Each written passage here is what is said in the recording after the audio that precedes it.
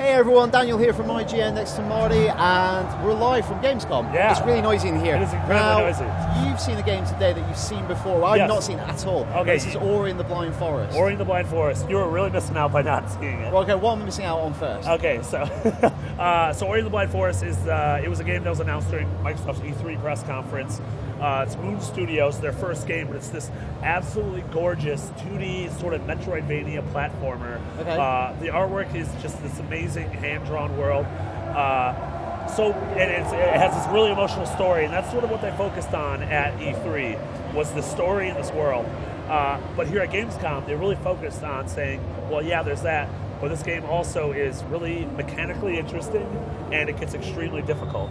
So what was mechanically interesting about it? So the big thing here is, so at E3 we got to see that your abilities, you got to learn how to double jump and to sort of hop up a wall and wall ride, sort of basic stuff. It felt like Super Meat Boy. But here they introduced a skill called the bash attack, which is weird because bash sort of has a physical angry connotation.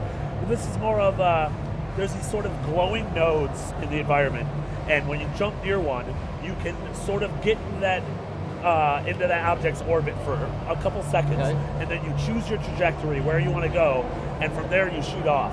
And so when I played it, it took me a second to sort of realize what was going on. I was doing it slowly. But then seeing a dev do it and just bouncing up and down through each one, you know, ricocheting off one, double jumping to the next one, bouncing backwards. They were clearing these massive stretches without ever touching the ground, which sort of gives credence to its platforming cred. But not only are those sort of glowing orbs bashable, but any enemy projectiles as well.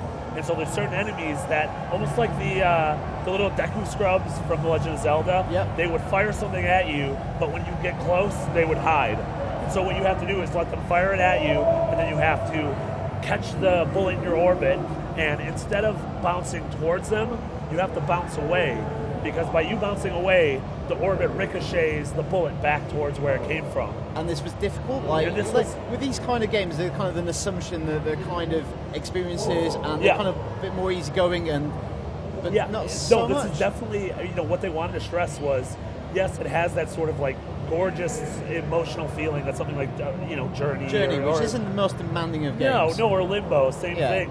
But they said they wanted this to sort of be up there in this game is going to hurt you, and like this is not a game for everyone. Might not be able to get through this game, but it's a game that really embraces people who can master its core abilities. Master movement, master combat, and then ultimately master moves like this.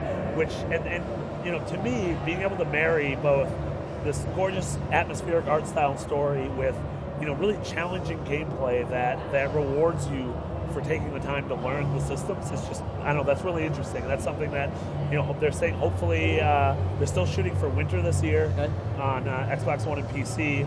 So honestly, at this point, it's one of my most anticipated games this year. Wow, it's a beautiful and demanding, much like yourself. Yeah. That's Ori and the Blind Forest. For everything Xbox, stay right here on IGN.